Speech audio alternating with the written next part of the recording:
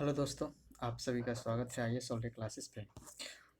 जैसा कि आप लोग देख रहे होंगे कि हम लोग जो आज से पॉलिटी का सेक्शन करना प्रारंभ करेंगे।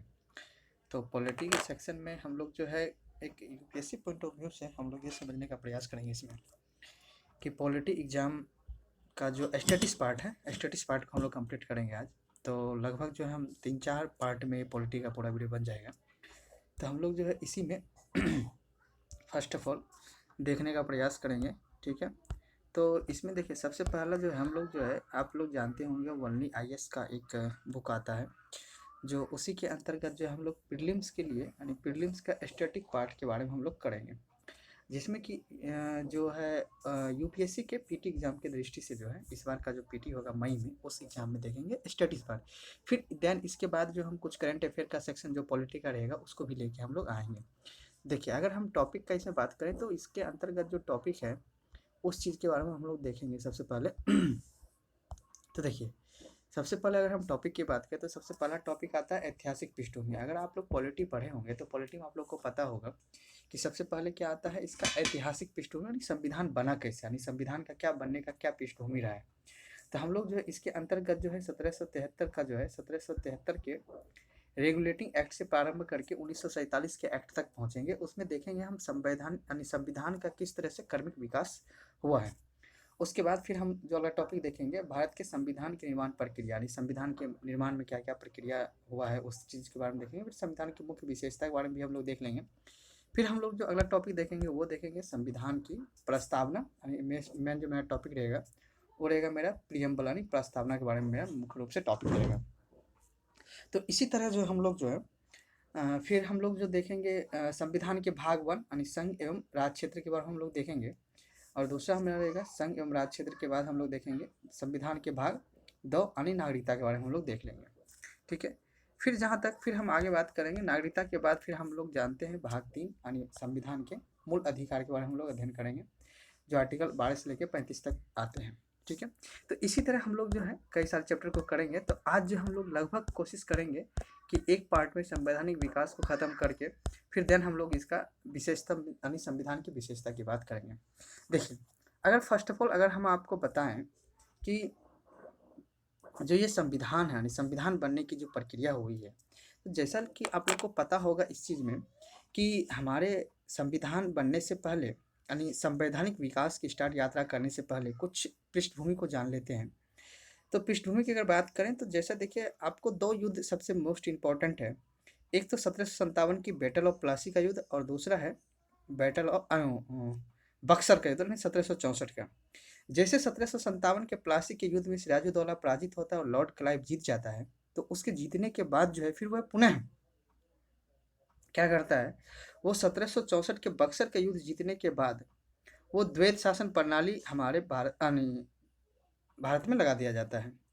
जब वह द्वैत शासन प्रणाली लगा दिया जाता है तो कहा जाता है कि जो ब्रिटिश ईस्ट इंडिया कंपनी थी, जिस उद्देश्य से वो आई थी यानी व्यापार करने के उद्देश्य से जो आई थी, उसे व्यापार में काफ़ी घाटा लगने लगा। जब उसे व्यापार में काफ़ी घाटा लगने लगा तो उस स्थिति में क्या हुआ कि ब्रिटिश ईस्ट इंडिया कंपनी ने ब्रिटेन की सरकार से लोन मांगने की कोशिश किया। तो ब्रिटेन सरकार ने लोन देने से पहले उसने ये जानना चाहा कि सच में ब्रिटिश ईस्ट इंडिया कंपनी जो है वो घाटे में जा रही है। तो उसी घाटे को जांच करने के लिए वहाँ से उसने 2-3 आदमी को भेजा। तो जांच में पता चला कि सच में ब्रिटिश ईस्ट इंडिया कंपनी घाटे में जा रही है। तब ब्रिटिश ईस्ट इंडिया कंपनी ने ब्रिटेन सरकार को बोला कि हमें लोन की बहुत ज़्यादा ज़रूरत है, आप इससे चलाइए। तब जाके ब्रिटेन सरकार ने इसे लोन देने से पहले इससे बोला कि हम कंपनी को रेगुलेट करेंगे, यानी कंपनी को हम अपने अधीन चलाएंगे, तब जाके हम आपको लोन दे पाएंगे। तब जाके उसी कंपनी यानी ब्रिटिश ईस्ट इंडिया कंपनी को रेगुलेट करने के लिए किस तरह से भारत में काम करेगी, भारत में किस तरह से वो अपना काम चलाएगी, उसे चलाने के लिए उसने एक एक्ट पारित किया जिसे कहा जाता है 1773 का रेगुलेटिंग एक्ट। तो इस बात को आपको समझना है कि 2 युद्ध जीतने के बाद जब ब्रिटिश ईस्ट इंडिया कंपनी अपनी व्यापारिक दृष्टिकोण से भटक के वो राजनीतिक दृष्टिकोण की ओर बढ़ रहा था, जिस वजह से कंपनी घाटे में जाने लगी, और उसी कंपनी को रेगुलेट करने के लिए ब्रिटिश सरकार ने एक एक्ट पारित किया जिसे हम लोग कहते हैं 1773 के रेगुलेटिंग एक्ट, यानी कंपनी को रेगुलेट करने के लिए। तो आज हम लोग ये समझेंगे कि इस रेगुलेटिंग एक्ट के अंतर्गत, यानी यहाँ से देखिए एक संविधान, यानी भारत को गुलाम बनाने के लिए वो कई सारे एक्ट को लाते हैं, जो यही संविधान का एक रीढ़ बनता है, जो आगे चल के हमारे संविधान में संविधान बनने का एक कड़ी बनती है।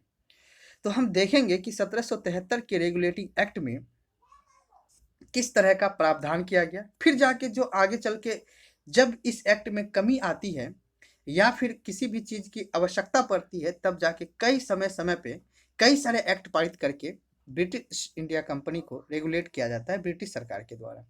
फिर वो धीरे धीरे चल के ब्रिटिश सरकार पूर्णतः यहाँ पे अपना आधिपत्य जमा लेता है। तो हम एक चीज़ एक एक करके देखेंगे। तो देखिए, सबसे पहले अगर हम बात करें आपको, तो 1773 के रेगुलेटिंग एक्ट में आपको ये समझना है कि इस अधिनियम, यानी याद रखना है, इस अधिनियम का जो मुख्य उद्देश्य था, याद रखना, इस अधिनियम का मुख्य उद्देश्य था कंपनी के कार्यों को नियंत्रण करना।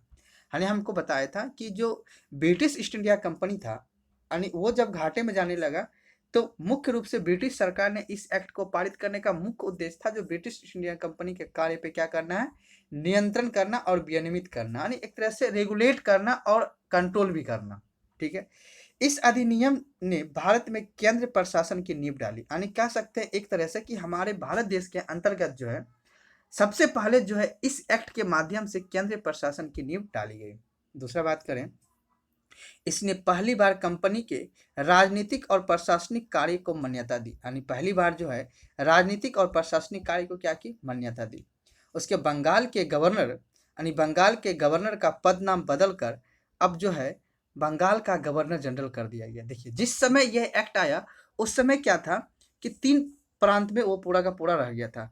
तो पहला था एक बंगाल, दूसरा था आपका बम्बई और तीसरा था आपका मद्रास। तो एक तरह से कह सकते हैं कि अब जो है ये दोनों, यानी अब जो है यानी बंगाल के गवर्नर को, यानी बंगाल के गवर्नर का नाम बदलकर अब बंगाल का गवर्नर जनरल कर दिया गया, और ये दोनों इसकी सहायता करेंगे। यानी मुख्य रूप से अब कौन सा काम करेंगे, ये बंगाल के गवर्नर जनरल ही ये दोनों को काम करेगी, यानी इसका चेक चेक करेगी किस तरह से कंपनी काम कर रही। अब इसी यानी यही बंगाल के गवर्नर जनरल के सहायता के लिए 4 सदस्य एक कार्यकारिणी परिषद का भी गठन कर दिया गया, यानी 4 सदस्य का जो कार्यकारिणी परिषद था इसकी क्या कर दिया गया, गठन कर दिया। अब बंगाल का पहला गवर्नर कौन बना, लॉर्ड बैरन हेस्टिंग बना। कौन बना, लॉर्ड बैरन हेस्टिंग। और इसके बाद एक तो पहला काम हो गया, यानी आप एक कह सकते हैं कि इस अधिनियम का मुख्य उद्देश्य था कंपनी पर नियंत्रण और विनियमित करना, और दूसरा था इस अधिनियम ने भारत में केंद्र प्रशासन का नींव भी डाल दिया, और इसने पहली बार कंपनी के राजनीतिक और प्रशासनिक कार्य की मान्यता भी दी, और बंगाल के गवर्नर जनरल का नाम बदलकर बंगाल का गवर्नर जनरल कर दिया गया, और जिसकी सहायता के लिए 4 सदस्य की कार्यकारिणी परिषद की स्थापना भी की गई, और जो कि बंगाल का पहला गवर्नर जनरल कौन बना, लॉर्ड बैरन हेस्टिंग बना। अब बात करते हैं दूसरा पॉइंट का। दूसरा पॉइंट क्या कह रहा है कि दूसरा पॉइंट कह रहा है कि कलकत्ता में सुप्रीम कोर्ट की स्थापना कर दी गई, और जिसके मुख्य न्यायाधीश और 3 अन्य यानी 4 न्यायाधीश के मिलके एक सुप्रीम कोर्ट की स्थापना कर दी। प्रावधान आया था 1773 में, और कलकत्ता में 1774 में जाके सुप्रीम कोर्ट की स्थापना कर दी गई।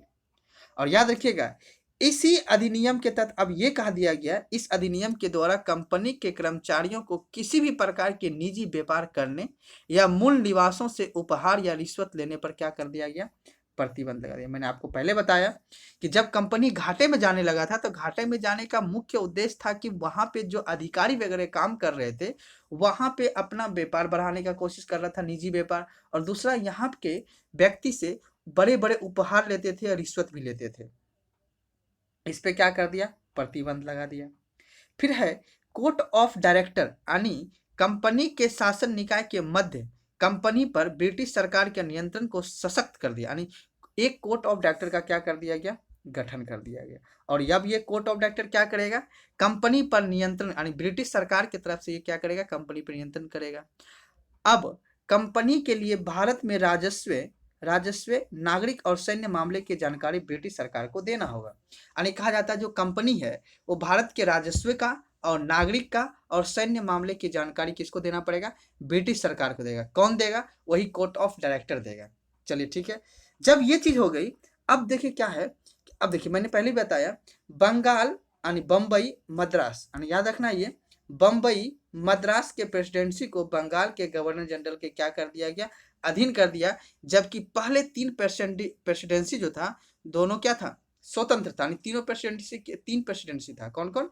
एक बंगाल था, मद्रास था, बम्बई था। ये तीनों प्रेसिडेंसी क्या था? अलग अलग था। लेकिन जब ये एक्ट लाया गया, इस एक्ट में ये कर दिया गया कि जो बम्बई का जो गवर्नर जनरल होगा, इसी दोनों के अधीन बम्बई और मद्रास दोनों कार्य करेंगे। ठीक है, अब चल के हम देखते हैं अगला एक्ट में क्या है। ये सारे प्रावधान किए गए थे। अब है 1781 का एक्ट ऑफ सेटलमेंट के नाम से जानते हैं, या इसे 1781 का संशोधन अधिनियम के नाम से भी जानते हैं। यानी 1773 के एक्ट में जो कमी रही थी, उसे ही पूरा करने के लिए यह एक्ट को लाया गया था। तो क्या एक्ट में था प्रावधान, देख लेते हैं हम लोग। तो सबसे पहले देखते हैं, इसने गवर्नर जनरल और काउंसिल को, यानी गवर्नर जनरल और काउंसिल को आधिकारिक क्षमता के लिए कार्य करने के लिए सुप्रीम कोर्ट के अधिक क्षेत्राधिकार को छूट दे दिया गया। यानी मुख्य रूप से ये कह सकते हैं कि गवर्नर जनरल और काउंसिल को, यानी गवर्नर जनरल और काउंसिल को क्या था कि उसकी अधिराज्यीय क्षमता में किए गए कार्य के लिए सुप्रीम कोर्ट के अधिकार क्षेत्र को छूट दे दिया गया। यानी क्या था कि जो कोर्ट ऑफ डायरेक्टर हुआ करता था, एक तरह से कोर्ट ऑफ डायरेक्टर जो हुआ करता था, उसके कार्य और सुप्रीम कोर्ट के कार्य में क्या कर दिया? विस्तार कर दिया गया। अब देखिए फिर क्या किया, ये जो दीवानी मामले होंगे, यानी दीवानी मामले और लगान असूली करने से संबंधित कोई भी मामले सुप्रीम कोर्ट के न्यायालय के क्षेत्राधिकार से बाहर रखा गया। यानी सुप्रीम कोर्ट में दीवानी मामले संबंधी और लगान असूली संबंधी मामले को सुप्रीम कोर्ट में नहीं दिया जाएगा। यानी सुप्रीम कोर्ट में उससे चुनौती नहीं दिया जा सकता है। अब फिर हम लोग बात करते हैं, इसमें प्रावधान किया गया कि उच्चतम न्यायालय का कलकत्ता के सभी निवासियों का अधिकार क्षेत्र होगा और न्यायालय के प्रतिवादियों के व्यक्तिगत कानून के अनुसार सुनवाई करनी होगी। अर्थात हिंदुओं पर हिंदू कानून के अनुसार मुकदमा चलाया जाएगा और मुसलमान पर मुस्लिम कानून के अनुसार क्या चलाया जाएगा? मुकदमा चलाया जाएगा। अब समझना है, दूसरा पॉइंट में, अगला पॉइंट में क्या है कि प्रांतीय न्यायालयों के अपीलें गवर्नर जनरल के परिषद में की जा सकती, यानी गवर्नर जनरल में जा सकती है। यानी जो प्रांतीय न्यायालय के अपील है वो गवर्नर जनरल के परिषद में भी जा सकती है, ना कि उच्चतम न्यायालय में। याद रखना है, जो को यानी प्रांत का न्यायालय होगा, वो प्रांत का न्यायालय क्या करेगी? प्रांत की न्यायालय क्या करेगी? अपने अपील को, यानी अपने अपील को वो गवर्नर जनरल के परिषद में ले जाएगा, ना कि कहाँ ले जाएगा? सुप्रीम कोर्ट में ले जाएगा वो। ठीक है, इस अधिनियम के द्वारा गवर्नर जनरल के परिषद को प्रांतीय न्यायालय और परिषद के लिए नियम बनाने का अधिकार दे दिया। यानी इसी अधिनियम के तहत गवर्नर जनरल परिषद को प्रांतीय न्यायालय और परिषद के लिए नियम कानून बनाने के लिए क्या दे दिएगा? अधिकार दे दिया गया। चलिए फिर हम लोग बात करते हैं, अगला पॉइंट पे देखते हैं। अगला पॉइंट क्या क्या है इसमें, आप देखिए 1784 का पिट्स इंडिया एक्ट आया। कौन सा आया? 1784 का पिट्स इंडिया एक्ट। इसमें क्या करें, इस अधिनियम ने कंपनी के व्यापारिक और राजनीतिक कार्य को क्या कर दिया गया? अलग अलग कर दिया। यानी व्यापारिक कार्य अलग होगा और राजनीतिक कार्य क्या होगा? अलग होगा। इसके द्वारा द्वैत शासन प्रणाली के क्या किया गया? स्थापना किया गया। ठीक है, द्वैत शासन प्रणाली में क्या क्या था? एक था राजनीतिक कार्यपालिकाओं का प्रबंधन करने और दूसरा था व्यापारिक कार्यपालिकाओं का प्रबंधन करने। तो राजनीतिक कार्यपालिकाओं का प्रबंधन करने में भारत में नागरिक और सैन्य शासन या ब्रिटिश संपत्ति के लगान संबंधी सभी क्रियाकलाप की निगरानी तथा निर्देश के लिए बोर्ड ऑफ कंट्रोल की स्थापना किया गया। समझना है पे ध्यान से कि इसके द्वारा द्वैत शासन प्रणाली लिया गया। द्वैत शासन में क्या क्या था? एक राजनीतिक कार्य को देखेगा और दूसरा व्यापारिक कार्य को देखेगा। तो राजनीतिक कार्य को देखने के लिए बोर्ड ऑफ कंट्रोल की स्थापना किया गया और व्यापारिक कार्य को देखने के लिए, यानी व्यापारिक क्रियाकलाप को देखने के लिए कोर्ट ऑफ डायरेक्टर का स्थापना किया गया। तो याद रखना है कि राजनीतिक कार्य को देखने के लिए बोर्ड ऑफ डायरेक्टर का स्थापना किया गया और जबकि व्यापारिक क्रियाकलाप को देखने के लिए किसका स्थापना किया गया? कोर्ट ऑफ डायरेक्टर का स्थापना किया गया। अब देखिए, इस प्रकार कंपनी के व्यापारिक और राजनीतिक कार्य को क्या कर दिया गया? अलग अलग कर दिया गया। अगला पॉइंट की अगर हम बात करें तो भारत में कंपनी के क्षेत्र को पहली बार भारत में ब्रिटिश संपत्ति कहा गया। यानी याद रखना है, भारत में कंपनी के क्षेत्र को पहली बार क्या कहा गया, भारत में ब्रिटिश संपत्ति कहा गया। इस प्रकार ब्रिटिश सरकार को भारत में कंपनी के मामले और उसके प्रशासन पर सर्वोच्च नियंत्रण दिया गया। ठीक है, चलिए, तो याद रखना इस तरह से मुख्य रूप से पिट्स इंडिया एक्ट के तहत जो है मुख्य रूप से 2 काम किया गया था। यानी एक तो बोर्ड ऑफ डायरेक्टर की स्थापना किया गया और कोर्ट ऑफ डायरेक्टर का स्थापना किया गया। बोर्ड ऑफ डायरेक्टर को राजनीतिक क्रियाकलाप को देखने के लिए और बोर्ड ऑफ यानी कोर्ट ऑफ डायरेक्टर को व्यापारिक क्रियाकलाप को देखने के लिए किया गया। ठीक है, चलिए आगे बढ़ते हैं हम लोग। अगला क्या है, 1786 का अधिनियम। 1786 का अधिनियम में क्या था, लॉर्ड कॉर्नवालिस को बंगाल के governor general of commander in chief नियुक्त किया गया। यानी जो है लॉर्ड कॉर्नवालिस को बंगाल के गवर्नर जनरल और कमांडर इन चीफ भी नियुक्त किया गया और उसे विशेष मामले में अपनी परिषद के निर्णय को पलटने की भी शक्ति दी थी। यानी जो देखिए, जो गवर्नर जनरल था, उस गवर्नर जनरल की सहायता के लिए जो परिषद बनाई गई थी, उस परिषद को निर्णय को पलटने के लिए भी शक्ति किस अधिनियम के तहत दिया गया था, तो 1786 के अधिनियम के तहत दिया गया था। अब हम लोग बात करते हैं 1793 का चार्टर अधिनियम। 1793 का चार्टर अधिनियम में क्या प्रावधान किया गया है, इस चीज को समझना है। 1793 के चार्टर अधिनियम में लॉर्ड कॉर्नवालिस को उसकी परिषद पर दी गई अधिभावी शक्ति को भविष्य के सभी गवर्नर जनरल के प्रेसिडेंसी को गवर्नर तक बढ़ा दिया गया। यानी गवर्नर जनरल और प्रेसिडेंसी के गवर्नर तक बढ़ा दिया गया। ठीक है, गवर्नर जनरल को बम्बई और मद्रास के अधीनस्थ प्रेसिडेंसी की सरकार पर अधिक शक्ति और नियंत्रण दिया गया। ठीक है, अगला पॉइंट हम लोग देखते हैं, भारत में कंपनी को व्यापारिक एकाधिकार के और 20 वर्षों के लिए बढ़ा दिया गया। यानी भारत में व्यापारिक एकाधिकार को 20 वर्षों के लिए बढ़ा दिया। किस एक्ट के तहत बढ़ाया गया, तो याद रखना ये 1793 के चार्टर एक्ट के तहत बढ़ाया गया था। अब यह प्रावधान किया गया कि कमांडर इन चीफ को गवर्नर जनरल की परिषद का सदस्य तब तक ना माना जाएगा जब तक कि उसे सदस्य के रूप में नियुक्त ना किया जाए। यानी याद रखना है, यह भी प्रावधान कर दिया गया कि कमांडर इन चीफ को गवर्नर जनरल की परिषद का सदस्य तब तक ना माना जाएगा जब तक कि उसके सदस्य के रूप में नियुक्ति ना किया जाए। फिर हम लोग अगला पॉइंट देखते हैं, इसमें निर्धारित किया गया कि अब से बोर्ड ऑफ कंट्रोल के सदस्य और उनके कर्मचारी के वेतन और भुगतान भारतीय राजस्व से दिया जाएगा। यानी बोर्ड ऑफ जो कंट्रोल है, बोर्ड ऑफ कंट्रोल जो राजनीतिक क्षेत्र को देखता था, अब उसके जो कर्मचारी होंगे, उसके जो वेतन और भत्ते होंगे, भारत के राजस्व से क्या होंगे, दिए जाएंगे। चलिए फिर हम लोग आगे बात करते हैं 1813 का एक्ट में क्या प्रावधान किया गया। देखिए, अब इस एक्ट के तहत आपको ये समझना है, इस अधिनियम ने भारत में ब्रिटिश ईस्ट इंडिया कंपनी के व्यापारिक एकाधिकार को समाप्त कर दिया और चीन के साथ व्यापार और चाय के व्यापार में कंपनी के एकाधिकार को छोड़ दिया गया और भारत में व्यापार करने की छूट सभी ब्रिटिश व्यापारियों को दे दी गई। यानी एक तरह से कह सकते हैं कि 1813 के एक्ट में ये प्रावधान कर दिया गया कि भारत में ईस्ट इंडिया कंपनी के व्यापारिक एकाधिकार को क्या कर दिया गया, समाप्त। यानी सिर्फ अब ब्रिटिश ईस्ट इंडिया ही कंपनी ही व्यापार नहीं करेगा, अब जो है भारत से व्यापार करने की छूट जो है, यानी भारत में व्यापार करने की छूट जो है सभी ब्रिटिश कंपनी को दे दी गई। यानी जितने भी ब्रिटिश कंपनी थी वो सभी अब भारत में जाके क्या कर सकता है, व्यापार कर सकता है। पर भारत में व्यापार करने के लिए यानी ब्रिटिश ईस्ट इंडिया कंपनी को एक चीन के साथ और दूसरा क्या था, चाय के साथ व्यापार करने का अधिकार बना के रखा। यानी चीन के साथ व्यापार कौन कर सकता है, ब्रिटिश इंडिया कंपनी कर सकता है, और चाय का व्यापार भी कौन कर सकता है, ब्रिटिश ईस्ट इंडिया कंपनी कर सकता है। पर अन्य जो है कोई भी चीज़ का अगर व्यापार करना होगा तो वो जाके कोई भी कंपनी जाके व्यापार कर सकता है। ठीक है, चलिए अब हम लोग अगला पॉइंट को देखते हैं।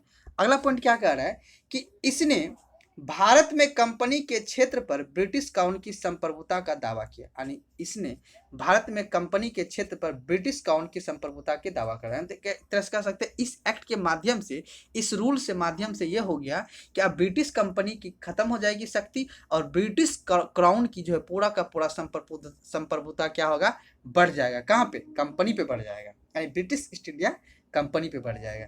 इस अधिनियम ने भारत में स्थानीय शासन के व्यक्तियों को कर लगाने और उसे भुगतान ना करने वाले पर दंडित का भी अधिकार दिया गया।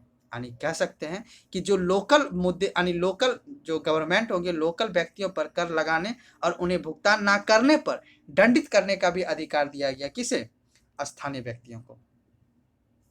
फिर ये बात भी कहा दिया गया कि अगले 20 वर्षों के लिए क्या हुआ, इसका एक्ट को बढ़ा दिया गया। अब फिर देखिए, बोर्ड ऑफ डायरेक्टर की शक्ति भी क्या कर दी, बढ़ा दी है। कौन सी शक्ति बढ़ा दी? इस अधिनियम ने उन व्यक्तियों को भारत में जाने की अनुमति दे दी जो ईसाई मिशनरियों के नैतिक और धार्मिक देखिए, इसी अधिनियम के तहत क्या किया गया कि जो ईसाई मिशनरी थे, ईसाई मिशनरी के जो धर्म प्रचारक थे, धर्म सुधारक थे, उसे भारत में जाने, घूमने, टहलने का भी आज़ादी दे दिया गया। फिर बोर्ड ऑफ कंट्रोल का भी शक्ति बढ़ा दिया गया। अब इस प्रावधान में यानी इसमें प्रावधान किया गया कि कंपनी यानी भारत की शिक्षा पे हर साल कितना खर्च करेगी, 1 लाख रुपये निवेश करेगी। ठीक है। और इसी अधिनियम के द्वारा कंपनी के प्रादेशिक राजस्व और व्यापारिक लाभ को नियंत्रित किया गया और इसमें कंपनी को अपने क्षेत्र यानी टेरिटोरियल और व्यापारिक खाते को अलग रखने के लिए भी कहा गया। यानी कह सकते हैं कि कंपनी को प्रादेशिक राजस्व और व्यापारिक लाभ को नियंत्रण किया गया। इसमें कंपनी के जो क्षेत्र और व्यापारिक खाते हैं उसे क्या कर दिया गया, अलग अलग रखने के लिए कहा गया। ठीक है, ये था आपका 1813 का चार्टर एक्ट। अब हम लोग बात करते हैं 1833 का चार्टर एक्ट। क्या कह रहा है 1833 का चार्टर एक्ट? हम देखते हैं 1833 में कह रहा है, इस अधिनियम में भारत में केंद्रीकरण की दशा में एक अंतिम कदम था।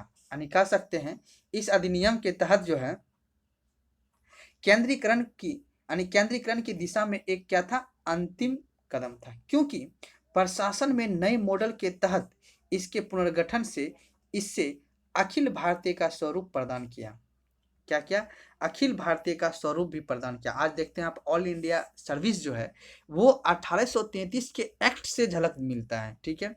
और इसने अगला पॉइंट की अगर बात करें तो इसने भारत के ब्रिटिश उपनिवेशिक को वैध बना दिया और क्योंकि ईस्ट इंडिया कंपनी का व्यापारिक निकाय से एक प्रशासनिक निकाय में परिवर्तित कर दिया गया। यानी कह सकता है कि भारत के ब्रिटिश उपनिवेशीकरण को वैध बना दिया और ईस्ट इंडिया कंपनी को व्यापारिक निकाय से क्या बना दिया गया, प्रशासनिक निकाय में परिवर्तित कर दिया गया, यानी चेंज कर दिया गया। और इसके अंतर्गत कंपनी के अधिकार वाले क्षेत्र को ब्रिटिश राजशाही और उनके उत्तराधिकारियों को और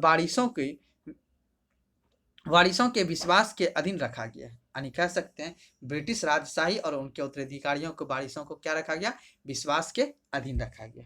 फिर देखिए, अब चीन के साथ व्यापार और चाय के व्यापार पर कंपनी के एकाधिकार को क्या कर दिया गया, समाप्त कर दिया। यानी अब ये नहीं है सिर्फ ब्रिटिश ईस्ट इंडिया कंपनी ही जो क्योंकि 1813 में क्या किया था कि ये साफ साफ बोल दिया गया था कि जो ब्रिटिश ईस्ट इंडिया कंपनी है वो चीन के साथ और चाय का व्यापार सिर्फ कौन करेगा, ब्रिटिश ईस्ट इंडिया कंपनी करेगा। लेकिन 1813 के एक्ट में ये प्रावधान कर दिया गया कि नहीं, चीन के साथ भी और चाय के व्यापार में कोई भी व्यापारी यानी ब्रिटेन का कोई भी व्यापारी जो है उसके साथ व्यापार कर सकता है।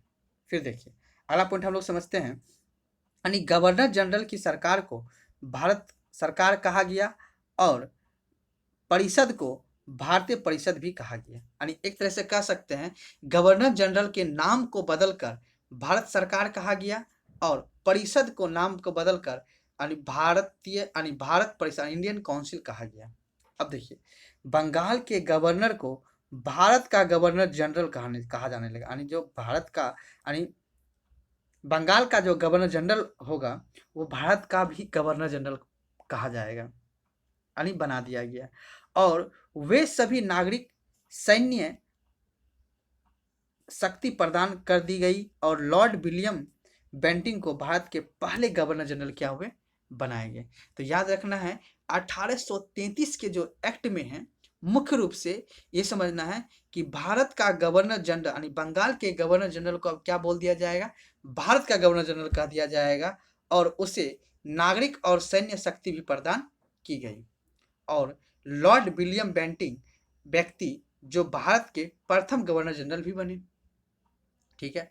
अब इसमें यह समझना है कि भारत के गवर्नर जनरल के पास संपूर्ण ब्रिटिश भारत के संबंध में विधायी शक्ति थी और इस प्रकार बंबई और मद्रास के गवर्नर की विधायी शक्ति, ठीक है, विधायी शक्ति को क्या कर दिया गया, समाप्त कर दिया। इस तरह से कह सकते हैं कि जो भारत के गवर्नर के पास संपूर्ण ब्रिटिश भारत के संबंध में विधायी शक्ति था और इस प्रकार बम्बई और मद्रास के गवर्नर के विधायी शक्ति को क्या कर दिया गया, समाप्त कर दिया और इस अधिनियम के तहत बनाए गए कानून यानी एक्ट कहा गया।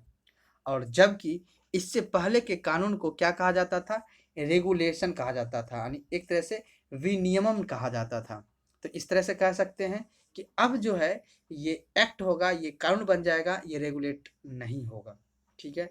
अब गवर्नर जनरल के काउंसिल यानी गवर्नर जनरल के काउंसिल के पास ब्रिटिश भारतीय क्षेत्र में किसी भी कानून को संशोधन करने और निरस्त करने और बदलने का अधिकार भी था। गवर्नर जनरल के काउंसिल के पास ये अधिकार दे दिया गया कि ब्रिटिश भारत के किसी भी क्षेत्र में कानून को संशोधन करने और निरस्त करने या बदलने का भी क्या कर दिया गया, अधिकार दे दिया गया, ठीक है।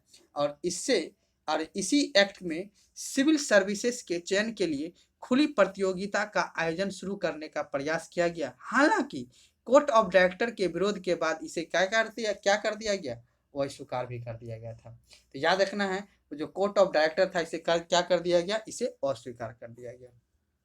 चलिए अब फिर हम लोग बात करते हैं, अगला एक्ट में कह रहा है, अगला पॉइंट कह रहा है कि सभी भारतीय कानूनों को संहिताबद्ध करने के लिए यानी संहिताबद्ध करने के लिए भारतीय विधि आयोग यानी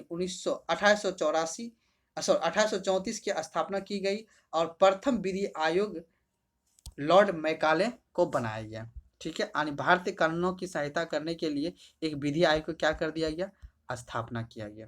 चलिए अब हम लोग अगला पॉइंट का बात करते हैं, 1853 का चार्टर एक्ट। क्या कह रहा है 1853 का चार्टर एक्ट के बारे में? तो 1853 का चार्टर एक्ट के बारे में अगर हम लोग बात करें तो 1853 का चार्टर एक्ट, तो ये कह सकते हैं इस अधिनियम ने 1793 से 1853 के दौरान ब्रिटिश संसद द्वारा पारित अनेक चार्टर अधिनियम को अंतिम अधिनियम था। और इस अधिनियम ने पहले गवर्नर जनरल को काउंसिल के विधायी और कार्यकारी कार्य को अलग कर दिया गया। यानी एक तरह से कह सकते हैं कि इसी अधिनियम ने पहली बार गवर्नर जनरल की काउंसिल के विधायी और कार्यकारी कार्य को क्या कर दिया गया, अलग कर दिया गया। और इसने पहली बार भारतीय केंद्रीय विधान परिषद में स्थानीय प्रतिनिधित्व की क्या की, शुरुआत की। और इसने परिषद में 6 नए सदस्य को क्या किया, शामिल करने का प्रावधान किया और जिन्हें विधान परिषद कहा जाता था। और परिषद की सदस्य की संख्या कितनी थी, 12 थी, ठीक है।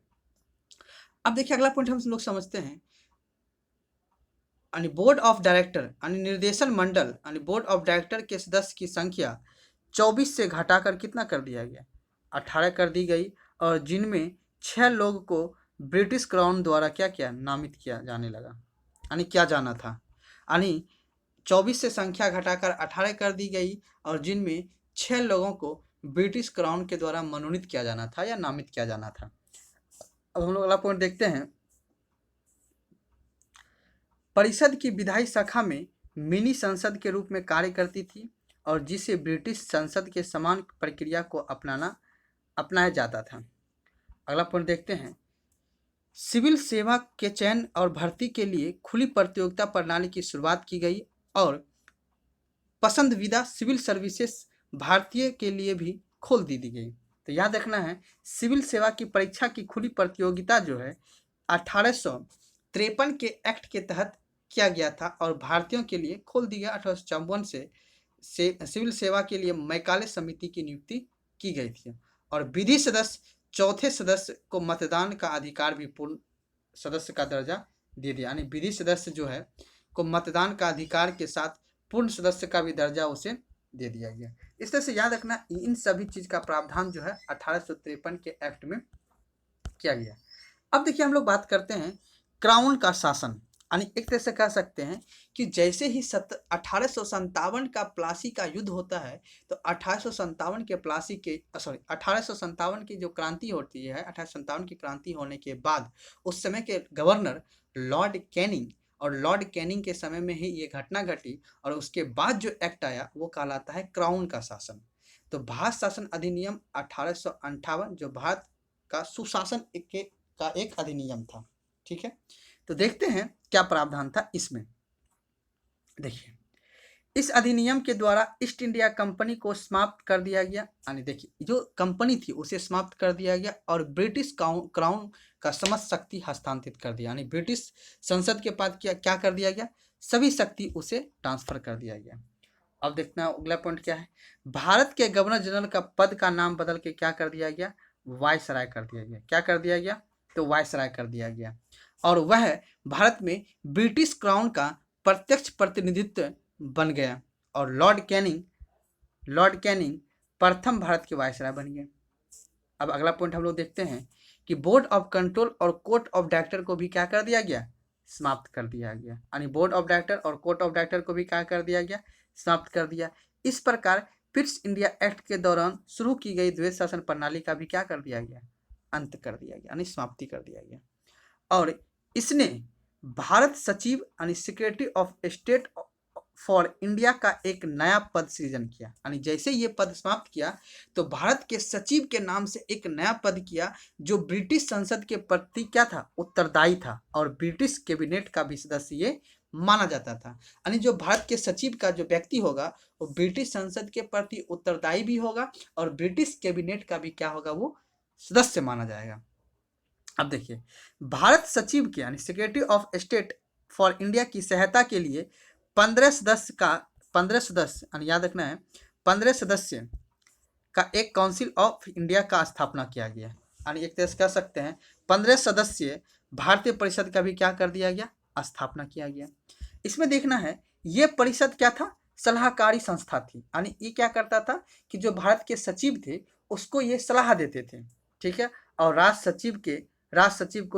सचिव को परिषद का अध्यक्ष बना दिया गया, यानी इसका जो है यानी काउंसिल ऑफ इंडिया यानी भारतीय परिषद का अध्यक्ष किसे बना दिया गया, भारत के सचिव को बना दिया गया, और इसकी सहायता के लिए 15 सदस्य का भी गठन कर दिया गया।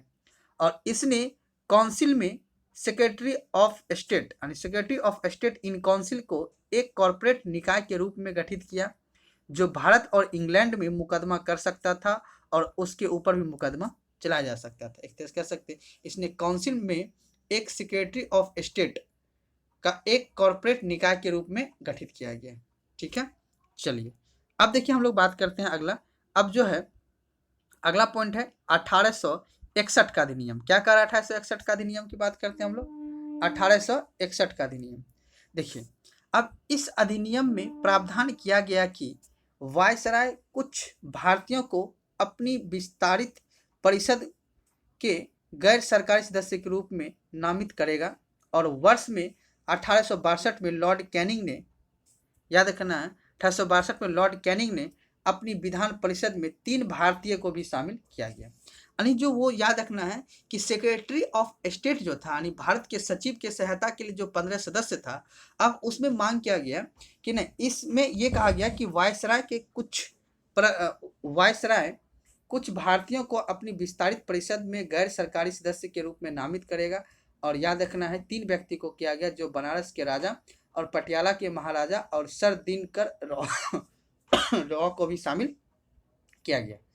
अब देखना अगला पॉइंट में कह रहा है बम्बई और मद्रास प्रेसिडेंसी की विधायी शक्ति बहाल कर दी गई, और जिससे विकेंद्रीकरण की प्रक्रिया शुरू हुई, और विधायी हस्तांतरण की इस नीति के परिणाम स्वरूप वर्ष 1937 में प्रांतों को लगभग पूर्ण आंतरिक स्वायत्तता प्रदान की गई। तो एक तरह से कह सकते हैं कि जो है बम्बई और मद्रास प्रेसिडेंसी की विधायी शक्ति बहाल कर दी गई, और जिससे विकेंद्रीकरण की प्रक्रिया शुरू हुई, और विधायी हस्तांतरण की नीति के परिणाम स्वरूप वर्ष 1937 में प्रांतों की लगभग पूर्ण आंतरिक स्वायत्तता प्रदान की गई। अब अगला पॉइंट हम लोग बात करते हैं, इसने बंगाल के 1862 में गठित और उत्तरी प्रांत में 1886 ईस्वी और पंजाब में 1897 ईस्वी की एक नई विधान परिषद यानी उच्च सदन का गठन का प्रावधान किया गया। अब फिर हम लोग अगला पॉइंट करते हैं, आपातकाल की स्थिति में वायसराय के विधान परिषद की सहमति के बिना अध्यादेश जारी करने का भी अधिकार दिया गया, और जो जारी होने के तारीख के 6 महीने के लिए क्या रहेगा, वैध रहेगा। और इसने पोर्टफोलियो प्रणाली की मान्यता दी, और जिसमें वर्ष 1859 में लॉर्ड कैनिंग द्वारा शुरू किया गया और वायसराय के काउंसिल के एक सदस्य को एक से अधिक विभाग का प्रभावी बनाया गया और वह काउंसिल की और से स्वतंत्र रूप से निर्णय ले सकता था और तथा आदेश जारी कर सकता था। तो एक तरह से आप कह सकते हैं कि जो ये प्रावधान किया गया, इस प्रावधान में मुख्य रूप से इतने सारे कार्य थे। एक तरह से कह सकते हैं कि जो वायसराय के सहायता के लिए वायसराय के सहायता के लिए जो परिषद था, अब वो परिषद से अध्यादेश जारी करने का भी अधिकार वायसराय को दे दिया गया।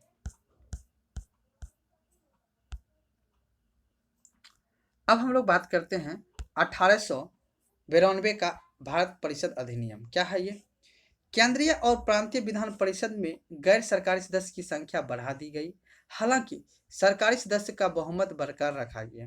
ठीक है, अब देखिए क्या कह रहा है कि विधान परिषद में के कार्यों में वृद्धि की गई और इससे उन्हें बजट पर चर्चा करने और कार्यपालिका से प्रश्न पूछने का भी अधिकार दिया गया। अगला पॉइंट की बात करें, इसमें कुछ गैर सरकारी सदस्य के मनोनयन का प्रावधान भी किया गया। ठीक है, एक केंद्रीय विधान परिषद और प्रांतीय विधान परिषद। तो केंद्रीय विधान परिषद प्रांतीय विधान परिषद और बंगाल चैम्बर ऑफ कॉमर्स की सिफारिश पर वायसराय द्वारा मनोनीत किए जाते थे और प्रांतीय विधान परिषद जिला बोर्ड, नगर पालिका और विश्वविद्यालय व्यापक संघ, जमींदार और चैम्बर्स के सलाह पर गवर्नर जनरल द्वारा मनोनीत किए जाते थे। इस अधिनियम में निर्वाचन शब्द का भी कहीं भी उल्लेख नहीं किया गया है, लेकिन इसमें मनोनीत सदस्य के लिए सीमित और अप्रत्यक्ष निर्वाचन का प्रावधान किया गया है। ठीक है, चलिए अब हम लोग बात करते हैं 1909 का मार्ले मिल्टो सुधार। क्या करा 1909 का मार्ले मिल्टो सुधार? देखिए, अब याद रखिएगा, केंद्रीय विधान परिषद की संख्या को 16 से बढ़ाकर 60 कर दी गई और हालांकि प्रांतीय परिषद की संख्या एक समान नहीं था। ठीक है, केंद्रीय विधान परिषद में सरकारी सदस्य का बहुमत बना रहा और जबकि प्रांतीय विधान परिषद में गैर सरकारी सदस्य के बहुमत की अनुमति दी गई। ठीक है, अगला पॉइंट की बात करें, विधान परिषद को अधिक विचार विमर्श करने की शक्ति दी गई और सदस्य को पूरक प्रश्न पूछने और बजट पर आदि पर प्रस्ताव पेश करने की अनुमति भी दे दी गई और बजट के अलग अलग मादों पर मतदान की अनुमति भी दे दी गई। हालांकि समग्र रूप से बजट पर अभी तक मतदान की अनुमति नहीं दी गई थी, यानी किसी पॉइंट पर जो है बजट के रूप में आप मतदान कर सकते हैं, लेकिन समग्र रूप से बजट पर मतदान करने का भी अनुमति नहीं दिया गया था। चलिए, सबसे मोस्ट इंपॉर्टेंट पॉइंट है कि मुसलमान के लिए, एक तरह से कह सकते हैं मुसलमान के लिए जो है पृथक निर्वाचन मंडल का प्रावधान किया गया और केवल मुसलमान ही मुसलमान उम्मीदवार को वोट दे सकते हैं। इस अधिनियम ने भारत में सांप्रदायिकता को वैध बना दिया गया और फलस्वरूप लॉर्ड मिंटो को सांप्रदायिकता निर्वाचन मंडल के जनक के रूप में जाना जाने लगा। ठीक है, वायसराय के कार्यकारिणी परिषद executive council of the victory में पहली बार भारतीयों को शामिल किया गया और क्योंकि सत्येंद्र प्रसाद सिन्हा को वायसराय के कार्यकारिणी परिषद के विधि सदस्य के रूप में क्या किया गया? नियुक्त किया गया। तो अगला पॉइंट देखना है, presidency corporation, chamber of commerce, विश्वविद्यालय और जमींदारों के लिए अलग अलग प्रतिनिधित्व का भी प्रावधान किया गया। चलिए अब हम लोग देखते हैं अगला अधिनियम जो है वो है भारत शासन अधिनियम 1909 मॉन्टेग्यू चेम्सफोर्ड सुधार। क्या कह रहा है ये? 20 अगस्त 1917 को ब्रिटिश सरकार ने पहली बार घोषणा की कि उसका उद्देश्य भारत में एक जिम्मेदार शासन की क्रमिक शुरुआत करना है और इसने प्रशासन के सभी विषयों की 2 श्रेणी अर्थात केंद्रीय विषय और प्रांतीय विषय में वर्गीकृत करने का प्रावधान किया और यह वर्गीकृत हस्तांतरण और नियमनों द्वारा किया गया था और जिससे केंद्रों से प्रांतों के अधिकार सौंपने की प्रक्रिया सुविधाजनक बनाया गया। अब देखना अगला पॉइंट, प्रांतीय विषय में द्वैत शासन का तत्व या द्वैत शासन प्रणाली पेश की गई थी और इन विषयों को 2 वर्गों में विभाजित किया गया, एक आरक्षित विषय और जिन्हें गवर्नर जनरल के लिए उनकी कार्यकारिणी परिषद द्वारा प्रशासित किया जाना था और इसके लिए विधान परिषद के प्रति उत्तरदायी नहीं थे। हस्तांतरित विषय जिनमें गवर्नर जनरल द्वारा अपनी परिषद की सहायता और प्रशासित किया जाना था और वे विधान परिषद के उत्तरदायी थे। ठीक है, पहली बार भारतीय विधान परिषद के स्थान पर द्विसदनात्मक विधायिका की स्थापना की गई और जिससे उच्च सदन यानी राज्य परिषद और निचला सदन विधानसभा शामिल किया गया और अधिकांश सदस्य प्रत्यक्ष निर्वाचन द्वारा चुने गए। ठीक है, अगला पॉइंट है कि वायसराय के कार्यकारी परिषद के 6 सदस्य में से 3 सदस्य कमांडर इन चीफ यानी भारतीय थे। ठीक है, अब याद रखना अगला पॉइंट, सिख और भारतीय ईसाई आंग्ल यूरोपीय लोगों के लिए पृथक निर्वाचन मंडल का विस्तार किया गया। हालांकि संपत्ति, कर, शिक्षा आदि के आधार पर सीमित संख्या में लोगों को मताधिकार भी दिया गया। ठीक है, प्रांतीय बजट को केंद्रीय बजट से अलग कर दिया गया और प्रांतों को अपना बजट बनाने की अनुमति भी दे दी गई। ठीक है, अगला पॉइंट है, एक नए पद लंदन में भारत के उच्च आयुक्त का सृजन किया गया और भारत के राज्य सचिव द्वारा किए जाने वाले कुछ कार्यों को हस्तांतरित कर दिया गया। ठीक है, सिविल सेवा की भर्ती के लिए 1926 में एक केंद्रीय लोक सेवा आयोग की स्थापना भी किया गया। ठीक है, इस अधिनियम ने चैम्बर ऑफ प्रिंसेस, जिसे नरेंद्र मंडल के नाम से भी जाना जाता था, इसकी स्थापना का प्रस्ताव रखा गया और चैम्बर का उद्घाटन वर्ष 1921 में हुआ, जिसमें 120 सदस्य थे और जिसमें 108 सदस्य राज्य के राजकुमार थे और अन्य राज्य से 12 प्रतिनिधि थे और इसका अध्यक्ष कौन था? वायसराय होता था और इससे सामान्य हित के मामले पर परामर्श और चर्चा की सुविधाजनक बनाया गया था। ठीक है, इस अधिनियम के अंतर्गत वैधानिक आयोग की नियुक्ति का प्रावधान किया गया और जिससे इस अधिनियम के लागू होने के 10 साल बाद इसकी कार्यपालिका की जांच करने का रिपोर्ट देने को कहा गया। ठीक है, अब देखिए, जैसे ये एक्ट प्रावधान आ जाती है तो इस एक्ट के प्रावधान के बाद इसी में याद आप लोग को पता होगा कि जाके साइमन कमीशन यानी 1927, जो कि साइमन कमीशन एक तरह से कह सकते हैं कि भारत में एक तरह से संविधान बनाने के लिए जो है वो पहला रूपरेखा भेजा गया था। तो साइमन कमीशन आप लोग को पता है कि 1927 में तो सर जॉन साइमन के नेतृत्व में 7 सदस्यीय वैधानिक आयोग का गठन और अपने निर्धारित समय से 2 वर्ष पहले किया गया था, जिसका कार्य नए संविधान के तहत भारत की स्थिति का आकलन करना और आयोग के सभी सदस्य ब्रिटिश मूल के थे, इसलिए सभी दलों ने इसका क्या किया था? बहिष्कार किया था। आयोग ने वर्ष 1930 में अपनी रिपोर्ट प्रस्तुत करते हुए द्वैध शासन पर समाप्त करने और प्रांत में उत्तरदायी शासन का विस्तार करने और ब्रिटिश भारत और रियासतों की एक परिसंघ बनाने का सांप्रदायिक निर्वाचन मंडल बनाए रखने का प्रस्ताव रखा था। ठीक है, ब्रिटिश सरकार ने इन प्रस्तावों पर याद रखना है कि ये सभी प्रस्ताव को रखा गया था। इन प्रस्तावों पर चर्चा करने के लिए 3 गोलमेज सम्मेलन के आयोजित किया गया था। याद रखना, यानी साइमन कमीशन में जो प्रस्ताव था उसी प्रस्ताव पर चर्चा करने के लिए जो क्या था कि 3 तरह का भी इसमें गोलमेज सम्मेलन का आयोजन किया गया था, जिनमें ब्रिटिश भारत और भारतीय रियासतों के प्रतिनिधि भी क्या थे? शामिल थे। इन चर्चाओं के आधार पर संवैधानिक सुधार का एक श्वेत पत्र तैयार किया गया और उसे ब्रिटिश संसद के संयुक्त चयन समिति को प्रस्तुत किया गया और समिति के सिफारिश को कुछ संशोधन के साथ बाद में भारतीय शासन अधिनियम 1935 शामिल किया गया। ठीक है, अब देखिए इसी में हम लोग देख लेते हैं कॉमनल अवार्ड यानी सांप्रदायिकता पंचायत के बारे में।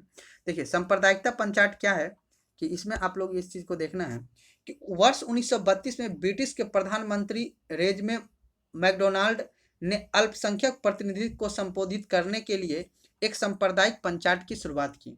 उन्होंने मुसलमान, सिख, भारतीय ईसाई, आंग्ल इंडियन और यूरोपीय लोग को पृथक निर्वाचन मंडल बनाए रखा। ठीक है, इस प्रावधान के विस्तार करके दलित वर्ग, जिन्हें अनुसूचित जाति भी कहा जाता था, को भी इसके दायरे में शामिल किया गया। गांधी जी ने दलित वर्ग के लिए सांप्रदायिक प्रतिनिधित्व के विस्तार का विरोध किया और संशोधन की मांग की।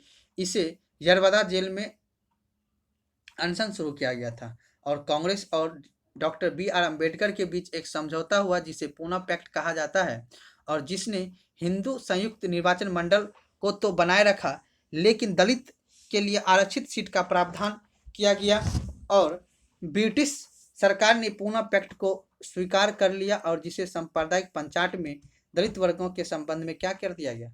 संशोधन कर दिया गया। इस तरह से याद रखना है, सांप्रदायिक पंचायत से दलित वर्गों की पृथक निर्वाचन मंडल को हटा दिया गया और इसी प्रावधान के बाद भारत में भारत शासन अधिनियम को 1935 किया गया और इसलिए वर्ष 1935 के अधिनियम के तहत केंद्रीय और प्रांतीय विधानमंडल का संशोधित सांप्रदायिक पंचायत के आधार पर गठन किया गया। ठीक है, अब हम लोग बात करते हैं 1935 का अधिनियम क्या है। 1935 का अधिनियम देखिए आया। 1935 के अधिनियम ने आप लोग को इस चीज को समझना है कि यह अधिनियम भारत में पूर्ण रूप से उत्तरदायी सरकार की दिशा में एक मील का पत्थर साबित हुआ और इसमें 321 धाराएं और 10 अनुसूचियां थी। ठीक है, इस अधिनियम का उद्देश्य एक अखिल भारतीय परिसंघ का निर्माण करना था और जिसमें प्रांत और रियासतों को इकाई के रूप में शामिल किया जाना था। हालांकि इस परिसंघ में रियासतों को शामिल ना होने का कारण कभी सफल ना हो पाया। ठीक है,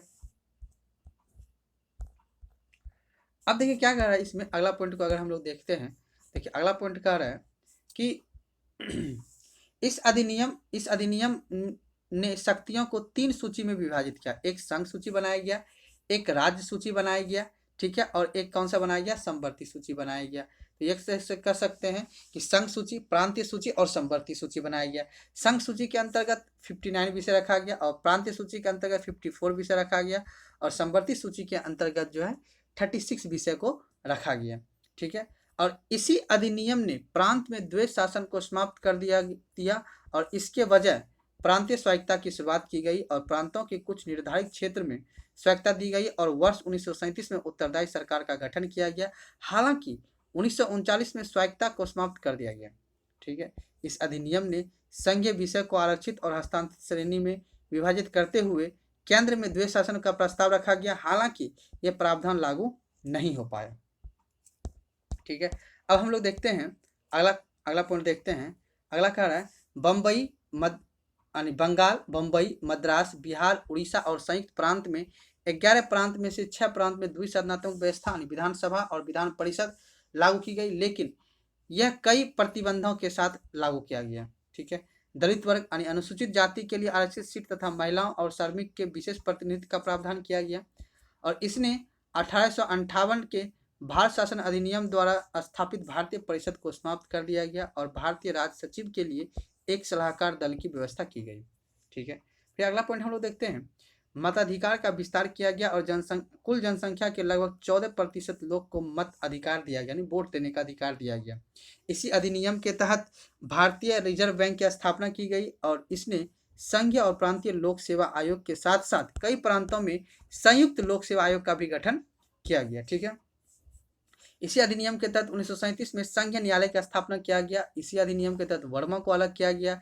2 नए प्रांत उड़ीसा और सिंध बनाए गए। अल्पसंख्यकों के हित की सुरक्षा की बात की गई और रेलवे प्रशासन के देखरेख के लिए संघीय रेल प्राधिकरण की भी स्थापना की गई और संघ और प्रांत अकाउंट के लेखा जोखा के लिए भारत के महालेखा परीक्षक ऑडिट जनरल ऑफ इंडिया की भी नियुक्ति किया गया। ठीक है, अब हम लोग बात करते हैं भारत शासन अधिनियम 1947 क्या कह रहा है। 3 जून 1947 को लॉर्ड माउंटबेटन ने विभाजन की योजना प्रस्तुत की और जिसने कांग्रेस और मुस्लिम लीग को स्वीकार कर लिया और इसे तुरंत अधिनियमित करते हुए 15 अगस्त 1947 को भारत को एक स्वतंत्र रूप में संप्रभु राज्य घोषित किया गया। इसी अधिनियम ने भारत का विभाजन को करके 2 स्वतंत्र राज्य इंडिपेंडेंट डोमिनियन भारत और पाकिस्तान की स्थापना की और उन्हें ब्रिटिश राष्ट्रमंडल से अलग होने का अधिकार दिया गया। ठीक है, वायसराय का पद समाप्त कर दिया गया और प्रत्येक अधिराज्य डोमिनियन के लिए एक गवर्नर जनरल के पद का सृजन किया गया, जिसे डोमिनियन कैबिनेट की सलाह के आधार पर ब्रिटिश राजा द्वारा नियुक्त किया गया और भारत या पाकिस्तान के शासन के लिए ब्रिटेन की कोई जिम्मेदारी नहीं थी। ठीक है, डोमिनियनों के संविधान सभाओं को अपने अपने राष्ट्र के लिए कोई भी संविधान बनाने और अंगीकार करने का अधिकार दिया गया, जिसमें स्वयं स्वतंत्रता अधिनियम सहित ब्रिटिश संसद के किसी भी अधिनियम को निरस्त करने का भी प्राधिकार भी शामिल था। नए संविधान लागू होने तक 2 अधिराज्य डोमिनियन की संविधान सभाएं अपने अपने राज्य क्षेत्र के लिए कानून बना सकती थी। 15 अगस्त 1947 के बाद ब्रिटिश संसद के अधिनियमों को लागू करने के लिए अधिराज यानी डोमिनियन की विधायिका को मंजूरी आवश्यक थी। भारत के राज्य सचिव का पद समाप्त कर दिया गया और उसके कार्यों को राष्ट्रमंडलों